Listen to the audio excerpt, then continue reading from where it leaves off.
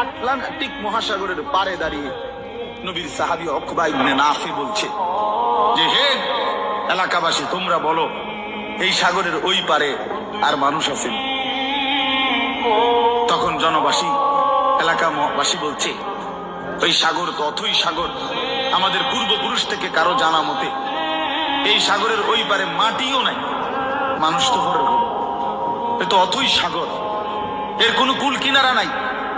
হযরত উকবা ইবনে নাফি 22 বছর বয়স্ক সাহাবী, পুরো আফ্রিকা বিজয় করে এই আটলান্টিক মহাসাগরের পারে দাঁড়িয়ে নিজের ঘোড়ার 2 পাও ভিজাইছে, ঘোড়ার পাও সাগরের পানিতে ভিজাইয়া এরপরে আল্লাহকে বলছে, আল্লাহ, তোমার বান্দারা সাক্ষী দিছে সাগরের ওই পারে নাকি কোনো মানুষ নাই, এই জন্য আমি থেমে গেলাম। যদি খোদার কসম মাওলা একজন লোক বলতো ওই পারে একজন মানুষ আছে, আমি আল্লাহর কসম রব এই ঘোড়া নামায় দিতাম, ওই লোকটার কাছেও কালেমার দাওয়াত পৌঁছাই। একজনের জন্য আমি সাগর পাড়ি দিতে রাজি আছি, কিন্তু কেউ তো বলে না, আর কোন লোক নাই, এজন্য থেমে গেলাম। এই ছিল জিন্দেগি।